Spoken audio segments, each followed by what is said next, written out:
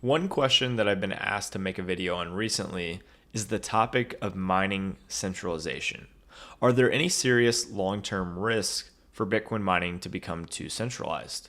Well, back in 2022, I co-authored a report titled Bitcoin Transaction Fees with Pierre Richard, VP of Research at Riot Platforms, on the topic of the long-term economics of Bitcoin settlement finality.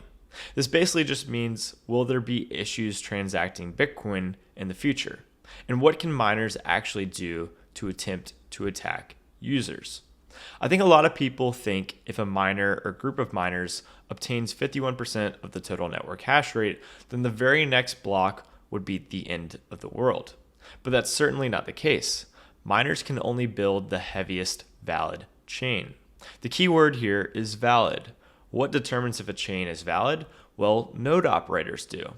No matter how much hash rate a miner has, they cannot create more than 21 million Bitcoin, increase the block size, or change any other key consensus rules. As a full node operator, which is anyone running the Bitcoin software and not necessarily mining, you set the rules of Bitcoin. Miners build blocks that are valid according to your rules. If they build a block that's invalid according to your rules, then your node will ignore their block. So at the end of the day, all miners can do is build blocks that censor transactions. This could mean censoring future transactions or going back a few blocks, rewriting the chain quickly with their vast hash power, and attempting to double spend some of their own coins just one time. Miners are pretty powerless when it comes to changing Bitcoin's rules in a non-backwards compatible way. A good example of centralized mining that Pierre has mentioned before is the idea of all Bitcoin mining taking place on just one laptop, which was actually the case when Satoshi first started Bitcoin. Obviously, Bitcoin didn't die right away when just one entity was having 100% of the total network hash rate. In fact, Bitcoin works just fine with only one centralized miner honestly mining on one laptop. So even if mining is completely centralized, there isn't a problem as long as that miner is acting honestly.